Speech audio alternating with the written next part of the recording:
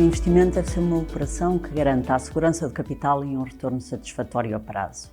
Isto significa que devemos ter a preocupação de ver o que é que vale aquilo em que estamos a investir e comprar mais valor do que aquilo que estamos a pagar. É isto que nos garante a segurança do capital.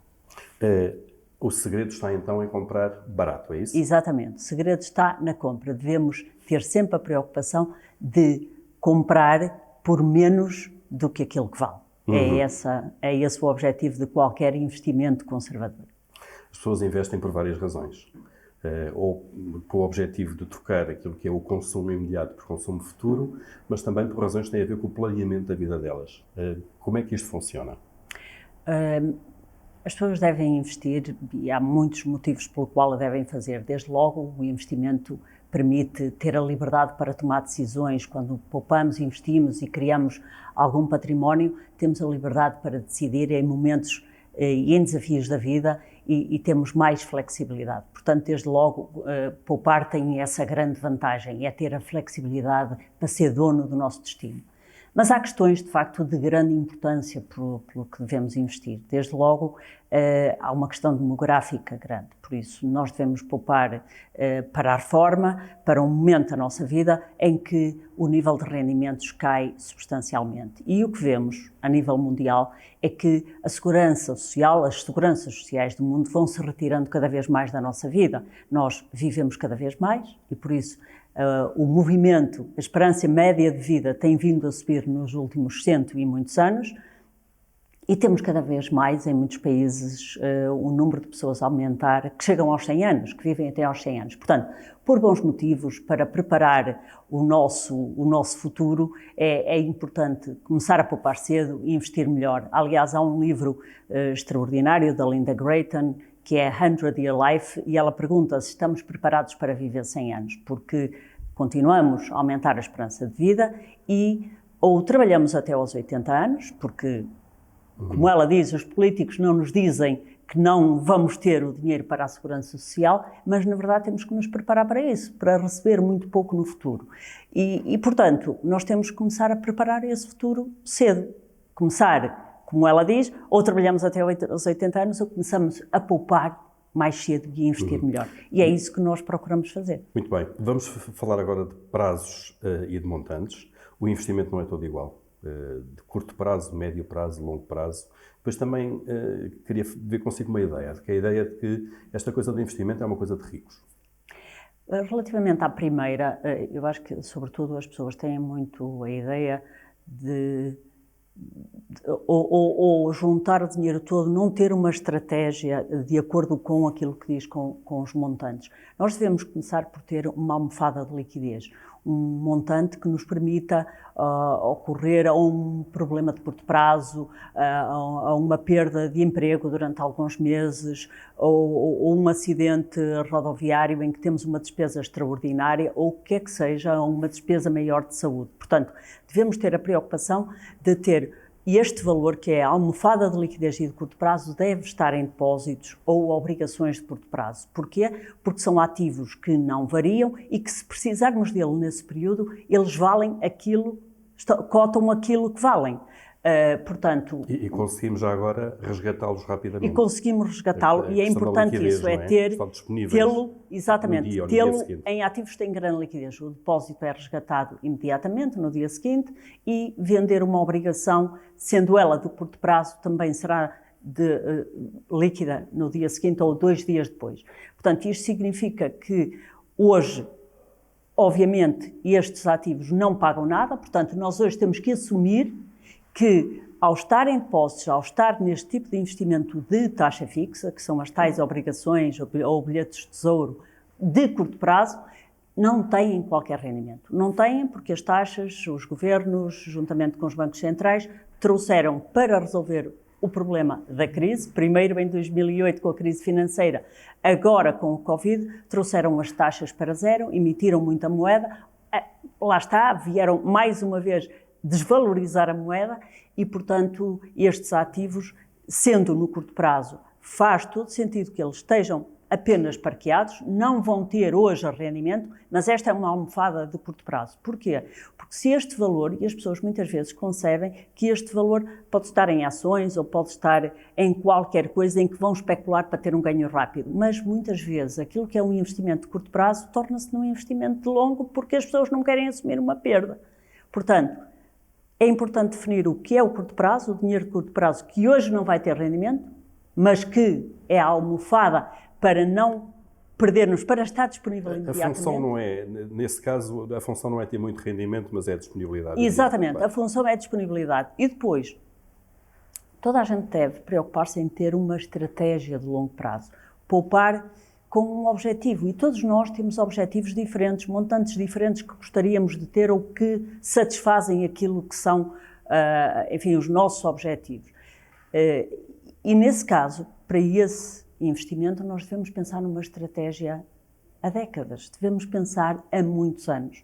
Portanto, se nós, neste caso, nós temos a liberdade de poder investir em ações, que é um ativo que é muito mais volátil, não quer dizer que seja mais arriscado, se o fizermos no curto prazo, se o fizermos sem uma estratégia de valor, mas se o fizermos com um horizonte de investimento de 5, 10, 15, 20, 30 anos, é muito mais rentável, e a história demonstra exatamente isso, é muito mais rentável e permite atribuir muito mais valor a este rendimento. E, portanto, se nós olharmos para aquilo que é, para esta parte do valor, que pode ser para acumular dinheiro a longo prazo, para comprar um dia uma casa, para enviar os filhos para uma universidade melhor, para a reforma, para dar a volta ao mundo, qualquer que seja o objetivo ou o desígnio de cada um, estes valores podem estar muito bem aplicados em ações, com uma estratégia de valor, com uma estratégia muito sensata.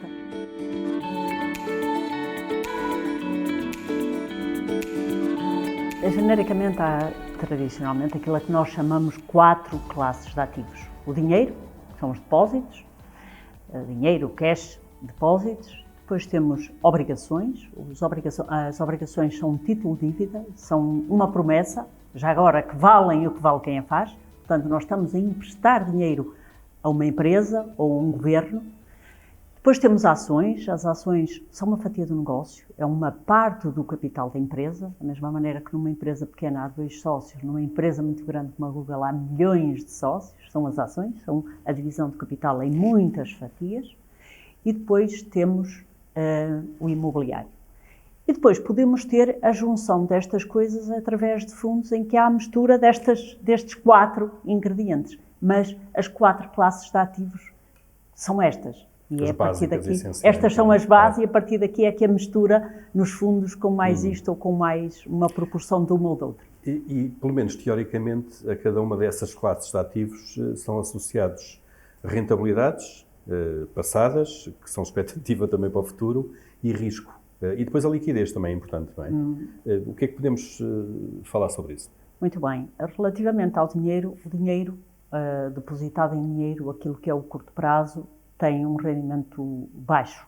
Tradicionalmente, os depósitos, ou aquilo que nós chamamos de Treasury Bills, em muitos países onde houve um grande registro de inflação, perderam dinheiro para a inflação. Portanto, o rendimento associado àquilo que são investimentos de curto prazo é sempre um rendimento muito baixo. Eles podem ser mais ou menos arriscados, depende da instituição onde temos os depósitos e da qualidade do seu balanço, porque um depósito, o banco vai, obviamente, emprestar este dinheiro para ganhar com esta intermediação financeira. Depois, quando olhamos para obrigações, também podemos falar de várias maturidades. Maturidades já agora é o tempo maturidade, de vida. exatamente. É o prazo do empréstimo. É o prazo do empréstimo. Vamos imaginar uma obrigação a 10 anos. Nós estamos a emprestar a alguém, a uma empresa, a um governo, a 10 anos o dinheiro. E isto também tem muitos riscos associados. Desde logo, tem o risco de contraparte, o risco de crédito, que é se a entidade tem ou não condições para nos devolver o dinheiro. Este é um risco muito, muito importante numa obrigação. Porque importa saber se quem está do outro lado tem condições de fazer face ao serviço da dívida, de nos pagar os cupons ao longo destes 10 anos e de, no final do prazo, nos devolver o dinheiro. E devemos ter a consciência que Se emprestarmos hoje 100 mil euros a alguém numa obrigação a 10 anos, nós vamos receber um valor muito baixinho, por exemplo, na obrigação alemã, não vamos receber nada, vamos pagar para emprestar dinheiro à Alemanha, porque as taxas de juros estão a zero e nós vamos pagar 0,3% ao ano à Alemanha e daqui a 10 anos vamos entregar os mesmos 100 mil euros de volta. Isto quer dizer que com a inflação estes 100 mil euros vão comprar muito menos do que aquilo que compraríamos hoje com eles. Portanto, este investimento tem, desde logo, o risco do emitente, que no caso da Alemanha o risco é muito, muito baixo, portanto é considerado um ativo sem risco, basicamente, mas se emprestarmos a uma empresa cujo nível de endividamento é elevado, ela pode não ter condições para nos devolver o dinheiro todo. Depois temos um outro tipo de risco. Se as taxas de juros subirem, estes ativos perdem valor porque foram emitidos com taxas de juros muito baixas e, portanto, à medida que as taxas de juros sobem, as obrigações que já foram emitidas, como é hoje o que estamos a verificar e é onde os investidores vão ter muito mais perdas para assumir, e quando digo investidores, digo até investidores institucionais, fundos de pensões, etc., que têm uma grande parte do dinheiro investido nas obrigações, vão de facto ter aqui uma perda, porque à medida que as taxas sobem, estas obrigações perdem valor. O preço delas vai caindo, precisamente para compensar essa diferença entre o juro atual e o juro passado a que elas foram Justamente. E o que significa, e isto é o que engana a maior parte das pessoas. Porquê? Porque as pessoas tomam decisões de investimento muito por aquilo que foi a sua história. E nos últimos 35 anos, as taxas de juros a nível mundial vieram a cair. Ora, as obrigações foram um bom investimento, porque conseguiram, de facto, ter ganhos, subirem com esta queda de taxas de juros. Ou seja, Emília, o que está a dizer é que a diferença de preços das obrigações, elas agora vão cair para compensar, de facto, a diferença de taxas de juro que vamos ter agora em relação àquelas a que elas foram emitidas. Exatamente. Portanto, da mesma forma que a maior parte das pessoas verificou que no passado ganhou dinheiro em obrigações. Porquê? Porque nos últimos 35 anos, pelo mundo, as taxas de juros caíram para zero, para os níveis a que estão hoje. E até para valores negativos, algumas delas. E até para valores negativos. O que quer dizer é que o preço das obrigações faz um movimento oposto, sobe. Porque aquelas tinham sido emitidas com taxas mais elevadas e os investidores procuram essas para ter algum rendimento. Portanto, as taxas, a maior parte dos investidores associou sempre obrigações a um rendimento seguro e a um bom rendimento, porque de facto durante algum tempo elas deram esse rendimento. Não quer dizer é que isto se perpetuou. Agora é exatamente o movimento oposto, que é, no movimento de subida de taxas, o preço das obrigações vai cair. E para quem empresta hoje 100 mil euros numa obrigação a 10 anos, com certeza que vai perder dinheiro para a inflação para os próximos anos. E, portanto, há que estar atento. Portanto, para além do risco do emitente e o risco de taxa de juro, há ainda um problema que muitas vezes as pessoas não têm consciência. É que muitas vezes as obrigações em que o setor financeiro investe o dinheiro ou que está muitas vezes em fundos de investimento de obrigações, são obrigações emitidas noutra moeda. Por exemplo, hoje, para ter algum rendimento, muitas instituições procuram investir em obrigações de mercados emergentes, que são, na maior parte dos casos, emitidas em dólares. Ora, para além do risco de contraparte, para além do risco de taxas de juros, temos o risco cambial, que pode, uma variação, o euro-dólar fazem variações ao ano, muitas vezes perto de 20%, portanto é muito fácil as pessoas chegarem ao final de um prazo e não terem rendimento nenhum, porque até o movimento cambial de um ano dá cabo de um rendimento de vários anos.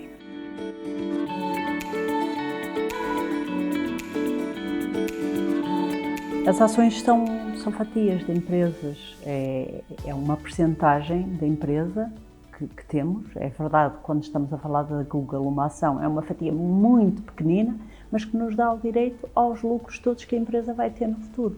E por isso, isto aqui é uma ação, é uma fatia, uma parte do negócio. Por isso, quando alguém tem uma empresa que tem os seus sócios, cada um tem X ações. Aqui estamos a falar de empresas grandes cotadas, de alguns dos melhores negócios do mundo, em que a nossa fatia é uma fatia muito pequenina, mas que vai crescer na mesma proporção daquilo que são os maiores acionistas, que muitas vezes são famílias, como em muitas das empresas que temos em carteira. A Amazon, o Bezos é quem tem a maior fatia de capital, na Google, Sergey Brin e Larry Page, e em tantas outras empresas que são, mesmo assim, negócios familiares, mas negócios gigantescos e, portanto, que também cotam em bolsa.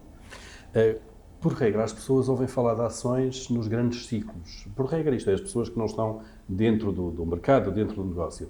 Grandes ciclos de subida, que se chama o símbolo do touro, se quiser, do bull, e depois houver o urso, porque tem a cabeça virada para baixo, não é?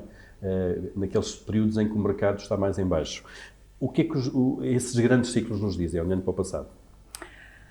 Ou, da mesma forma que a noite segue o dia, nós vamos ter sempre ciclos positivos e ciclos negativos, vamos ter sempre subidas e expansão e bolhas, e vamos ter crash. Isso está inerente porque tem a ver com o ser humano. Nós, ficando otimistas, somos capazes de pagar por um ativo muito mais do que aquele vale, e ficando pessimistas, somos capazes de vender muito barato uma coisa que vale muito mais dinheiro. E, portanto, aqui na componente de ações, como em tudo, mas para nós é fundamental, é uma avaliação profunda do ativo. O que é que nós fazemos? Para avaliar as ações, para nos desligarmos da necessidade de adivinhar o ciclo, e inerente à filosofia de investimento em valor, nós precisamos de fazer a tal análise a que nós chamamos de 4 filtros. Desde logo, nós temos que ver se compreendemos muito bem o negócio, se percebemos como é que a empresa ganha dinheiro, como é que o negócio funciona, o negócio subjacente à empresa. Depois, queremos ver que vantagens competitivas têm. Da mesma forma que aqui a vantagem competitiva é definida como moat ou fosso que protege a empresa dos seus concorrentes, que lhe permite ter ganhos acima do mercado, acima da média de mercado. E, portanto, como tínhamos na Idade Média o fosso à volta do castelo que o protegia dos inimigos, aqui a analogia na economia é exatamente isto. A empresa tem um conjunto de vantagens competitivas pela força da marca, quando olhamos para a Apple, ou para a Johnson, ou para a Google, pela dominância que tem no seu setor, pelo efeito rede, o que quer que seja, a vantagem competitiva, ela distingue-se dos concorrentes. E isto faz com que ela produza retornos acima da média. Portanto, nós queremos é ver, quando analisamos o negócio, que estas vantagens competitivas sejam duráveis e que, tendo-se verificado no passado, a empresa continua a ter condições de as manter duradouras para o futuro, porque isso vai lhe permitir a continuar a beneficiar dos tais retornos acima da média. Depois queremos ver qual é a força do balanço da empresa, como é que a empresa tem a sua estrutura de balanço. Se é um balanço forte, se não está muito endividado. Nós gostamos de empresas com balanços à prova de bala. Hoje, uma empresa como a Google tem mais de 130 mil milhões de dinheiro no seu balanço. Que é uma coisa impressionante. Que é uma coisa absolutamente impressionante. 60% do PIB português, mais ou menos. O que é, na verdade, o poder de uma empresa extraordinária como é a Google, e que é a posição que temos maior na nossa carteira, quer nas carteiras individuais, quer no fundo PPR.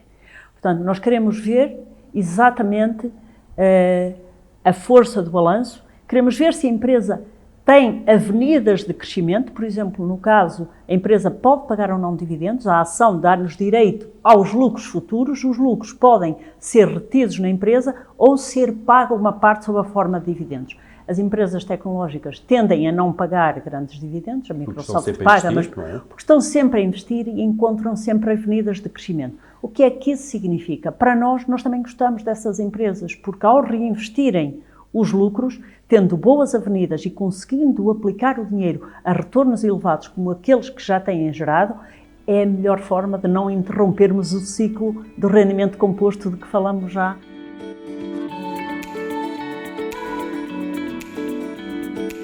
No passado há imensos estudos empíricos que o demonstram, que as ações são a classe de ativos que, embora mais volátil, que não significa excessivamente arriscado, ou pode não significar risco, mas que é a classe que melhor rentabilidade proporciona. E por isso, desde o estudo do L. Roy Dimson, que vem desde 1898 até 2017 e que o livro O Triunfo dos Otimistas expõe, ao estudo do Jeremy Siegel, da Universidade de Wharton, nos Estados Unidos, com o livro Stocks for the Long Run, e o estudo vem desde 1800 e muito pouco, portanto são mais de 200 anos de dados de empresas e retornos daquilo que são as várias classes de ativos.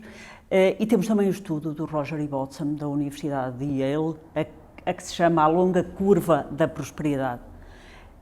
Nós gostamos muito de lhe chamar a grande curva da prosperidade porque efetivamente prosperou mais quem investiu nas ações, na classe de ativos que melhor remunerou o capital. E, nesse sentido, a comparação é sempre feita entre as principais classes: o imobiliário, as ações, as obrigações e, neste caso, os bilhetes de tesouro e obrigações do Tesouro Americano. Que acompanham muito as taxas de juros. E que acompanham muito as taxas de juros. A questão é, quando nós estamos a falar em investir para o curto prazo, nós estamos a falar que as ações, obviamente, são ativos com muito mais risco, porque são mais voláteis e se o investidor quiser sair, pode não conseguir vender ao mesmo preço ou vender e ficar com positivo nesse investimento. Ou seja, há de alguma forma uma associação entre risco e volatilidade, se quisermos. O risco é uma medida de volatilidade, exatamente, de amplitude de variações, não é? Uma associação entre esse indicador e a rentabilidade. Há um pouco aquela associação. Quanto mais risco, de alguma forma, maior a rentabilidade potencial. Essa é é aquilo que nós vulgarmente ouvimos e que basicamente pode ser completamente errado. E porquê? Porque nós, quando olhamos para uma ação que acabou de cair ao longo dos meses que se passaram 30% ou 40%, naturalmente a medida teórica de risco, que é o chamado beta, que mede os tais desvios destas variações de cotação. Já agora, sem entrar em tecnicismos exagerados, ou tentando descodificar isso, o beta basicamente tem a ver com a média das variações em relação à média. Exatamente, quanto varia um ativo quando comparado com a variação média de mercado. O beta de mercado é 1, se a ação, se a determinada ação tiver um beta superior a 1, quer dizer que é mais arriscada que a média de mercado, se o tiver abaixo, quer dizer que é menos arriscada. Mas, mais uma vez, esta é uma definição teórica, porque quando nós estamos a falar que uma empresa, uma ação, caiu 30% ou 40%, o seu beta medido, o seu risco medido por este beta, mostra que o ativo é mais arriscado. Mas quando nós estamos a investir numa ação que caiu 30% ou 40%, nós hoje, para comprar as mesmas 1000 ações, estamos a alocar muito menos dinheiro. Portanto, nós estamos a pôr em risco muito menos dinheiro. O risco tem a ver, sobretudo a noção de risco tem a ver com o preço, a diferença que temos entre o preço a que compramos e o valor que tem o título. É claro que volatilidade é a variação que vai ter, mas a variação que um título tem, ou que as ações têm, é muito uma consequência da liquidez, do facto de estar todos os dias a cotar no mercado e de haver milhões de pessoas que todos os dias compram e vendem e que tanto pesa na cotação final quem está a agir e sabe o que está a fazer, porque avaliou as empresas, está a comprar e a vender pela relação que vê entre preço e valor, como quem está a jogar e quem está a especular e que compra e vende na expectativa de um ganho rápido. Portanto, a volatilidade não é uma boa medida de risco, mas e para a maior parte dos investidores, é assustador, causa algum transtorno, causa desconforto, claro. Causa desconforto, mas na verdade depende da postura. Se o investidor associar aquele ativo a uma fatia que continua a ter aquela fatia, aquela percentagem da empresa, o facto de ela variar, ele continua a ter aquele interesse económico naquele negócio, que é o que significa uma ação. Portanto, ela variar pode ser uma oportunidade, ter muita volatilidade pode ser uma oportunidade para voltar a comprar mais barato se cair ou para vender mais caro se, entretanto, a volatilidade for no sentido da subida. Aliás, o exemplo que teve há pouco, a tal ação que pode variar, pode ter caído 30% ou 40%, o que significa que tem uma grande volatilidade, tem um beta superior a 1, portanto, há ali um risco, se quisermos, definido desta maneira elevado, mas isso pode ser uma boa oportunidade. Isso pode ser uma excelente oportunidade. A ação pode estar a desconto em relação ao valor potencial. Exatamente, a ação pode ter um grande desconto e é nessa altura que o investidor... Por isso é que é importante só investir se soubermos o que estamos a fazer e nessa altura nós estamos a investir com muito menos risco. A percepção que a maior parte dos investidores tiveram, o ano passado, em março, quando o mercado chegou a variar entre máximos e mínimos por causa do Covid, 10% Estamos ou a falar 11%. de março de 2020, no momento em que vem o Covid, em que se entra em pânico e com medo tomou posse dos investidores, o medo, o pânico tomou posse dos investidores e simplesmente vendiam de qualquer forma com medo que poderia acontecer. Ora, esse foi um momento absolutamente extraordinário para comprar valor. A percepção que as pessoas tinham é que aquele momento era extremamente arriscado, quando na verdade era um momento extraordinário, porque era quando estávamos a comprar muito mais barato. O risco era muito menor do que a percepção que o investidor poderia ter. Um bom exemplo, e nós já tínhamos na carteira alguns títulos, mas um bom exemplo destes investimentos é o caso, por exemplo, da Ryanair, é o caso da Booking, é o caso da Airbus e de outros títulos em que estavam ligadas ao setor do turismo, à aviação, que tiveram a maior crise da sua história. No caso da aviação, nunca houve uma crise tão grande e que permitiram, e, por exemplo, a AerCap, uma empresa de leasing de aviões, e que nos permitiram reforçar posições e comprar extraordinariamente barato ativos que já vendemos, em alguns destes casos, que já vendemos e onde fizemos mais-valias consideráveis.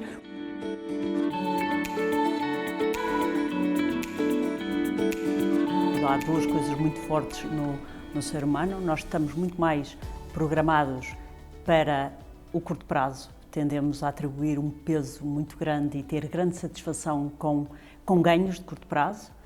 E depois temos uma outra questão que também nos prejudica muito, é que temos a tendência para agir em rebanho, para fazer o que toda a gente está a fazer, para seguir os outros. É mais confortável. Fazer o oposto cria-nos grande desconforto. E porque esta parte é tão relevante, os comportamentos dos investidores são tão relevantes, quer quando é ele que toma as decisões, quer quando somos nós, e neste caso podem-nos impor um meio de ação, um modo de ação que não é no seu melhor interesse. Por exemplo, vender, quando foi o Covid, em março do ano passado, e aconteceu em alguns casos, e essas pessoas ficam em dinheiro à espera de acertar, com o momento de entrada outra vez, e em alguns casos nunca mais entram. E, portanto, é mesmo determinante, e a casa, desde o início, nós, em março de 2012, lançamos o primeiro livro, o livro do investimento em valor, a explicar a filosofia, e sob a chancela que hoje temos, que é a Biblioteca da Casa, explicar a filosofia. É simples, é intuitivo, qualquer investidor entende. Comprar um ativo excelente a desconto daquilo que vale protege o dinheiro, é conservador, protege o dinheiro e é a melhor forma de potenciar o rendimento a prazo. Portanto, entender a filosofia e a sua simplicidade é muito interessante. Agora, o mais difícil é implementá-la, porque exatamente existe o ser humano, existem os vieses comportamentais que todos nós, sem exceção, sofremos. A verdade é que quando nós sabemos que temos um viés ou que temos um problema, tendo o conhecimento dele e sabendo como o podemos ultrapassar, ajuda-nos a proteger de nós próprios. Nós podemos mesmo ser o nosso pior inimigo. E muita desta experiência e deste contacto com os investidores e com aquilo que é o mercado, e porque isto já tão antigo, levou-nos a traduzir um livro que achamos muito bom, de um trabalho do James Montier. Ele tem muitos nesta área, mas o pequeno livro do investimento comportamental, e o subtítulo é mesmo esse: não seja o seu pior inimigo. Tendemos a ser previsivelmente irracionais, e previsivelmente irracionais significa o que aconteceu em março passado e o que pode vir a acontecer na próxima crise que houver, porque vai haver, é natural, é assim, são os ciclos económicos de falamos. O março é que se refere ao 2020. O março de 2020, claro. A crise da pandemia, os investidores tendem a comportar-se sempre da mesma maneira, e por isso que vendendo, entram em pânico e vendem com medo, e estão a ver toda a gente a vender. Porquê? Porque perante uma situação de crise e de queda em que podiam beneficiar e, ao invés de vender, comprar, fazer exatamente o oposto, estão a fazer o que vêem toda a gente fazer com o pretexto de que desta vez é diferente. E, na verdade, o Daniel Kahneman, que é Prémio Nobel da Economia e é psicólogo, no livro Thinking Fast and Slow, Pensar Rápido e Devagar, e muitas entrevistas que tem, explica isso muitíssimo bem. Nós tendemos a repetir estes erros, a voltar a fazê-los. Porquê?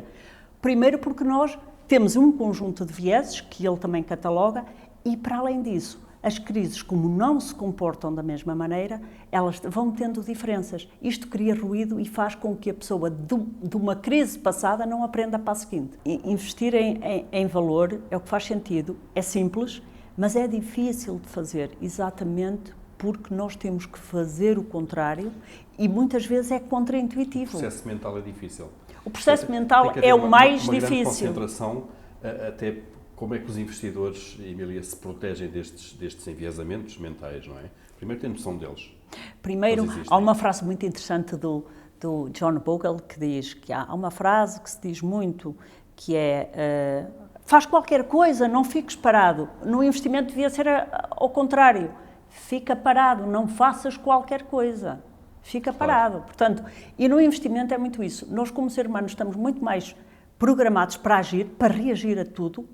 E hoje é muito mais difícil aos investidores manterem o norte, manterem o rumo, porque há muitos estímulos.